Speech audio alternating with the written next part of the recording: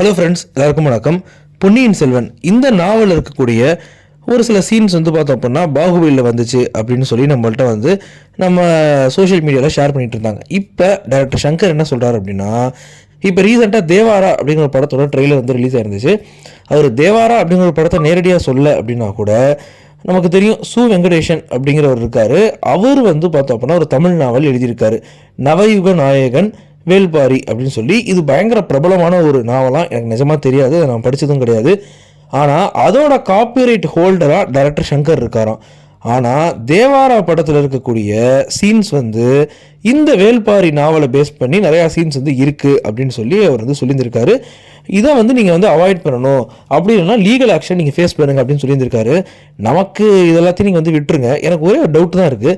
Indian 2 இதுக்கு முன்னாடி வந்து நிறையா ஒரு சில படங்கள்லாம் இருக்குது இல்லையா, 2.0, இது எல்லாத்துலேயுமே சங்கரோட ஃபார்ம் அப்படிங்கிறது சுத்தமாக வந்து போயிடுச்சு.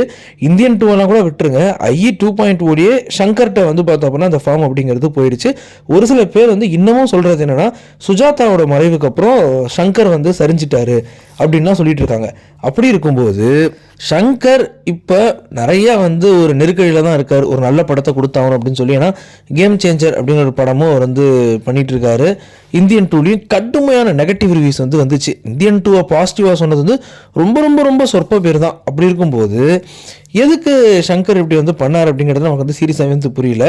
அதையும் மீறி இப்போ ஒரு நாவலை பேஸ் பண்ணி அதில் இருக்கக்கூடிய விஷயங்கள் எல்லாத்தையும் வந்து படமாக்குறாங்க அப்படின்னா, அந்த நாவலில் இருக்கக்கூடிய ஒரு சில விஷயங்கள் இருக்கும் இல்லையா, ஏதோ ஃபேண்டசி போட் அப்படி இப்படிலாம் நிறைய பேர் வந்து ஷேர் பண்ணிட்டு இருந்தாங்க.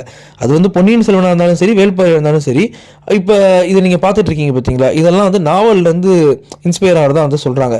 அப்படி இருக்கும்போது நாவலில் இருக்கக்கூடிய ஒரு சில பகுதிகளை வந்து இவங்க படத்தில் வந்து கொண்டுறதை வந்து பார்த்தோம் அப்படின்னா கண்டிப்பாக வந்து யாருமே வந்து எதுவுமே வந்து சொல்ல முடியுமா அப்படிங்கிறது உண்மையிலே வந்து எனக்கு தெரியல. பர்சனலாக நமக்கு வந்து தெரியாத ஒரு விஷயந்தான். ஸோ இவர் லீகல் ஆக்ஷன் போட்டால் கூட அது வந்து ஒர்க் அவுட் ஆகுமா அப்படிங்கிற ஒரு மிகப்பெரிய ஒரு கொஸ்டின் மார்க் வந்து இருக்குது. ஸோ நம்ம வந்து இந்த விஷயத்தை வந்து பொறுத்து இருந்து தான் பார்க்கணும். ஸோ நீங்கள் இதை பற்றி என்ன நினைக்கிறீங்க அப்படிங்கிறது எனக்கு கீழே வந்து கமெண்ட்டில் சொல்லுங்கள்.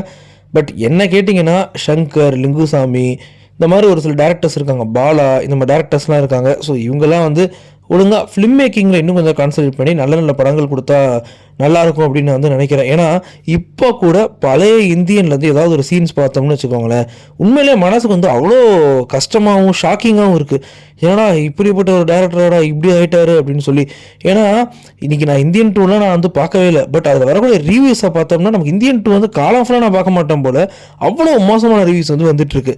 அப்படி இருக்கும்போது இவங்க படத்தை எவ்வளோ நல்லா இருக்கணும் அப்படிங்கிறத பார்த்தா பெட்டர்னு எனக்கு வந்து தோணுது.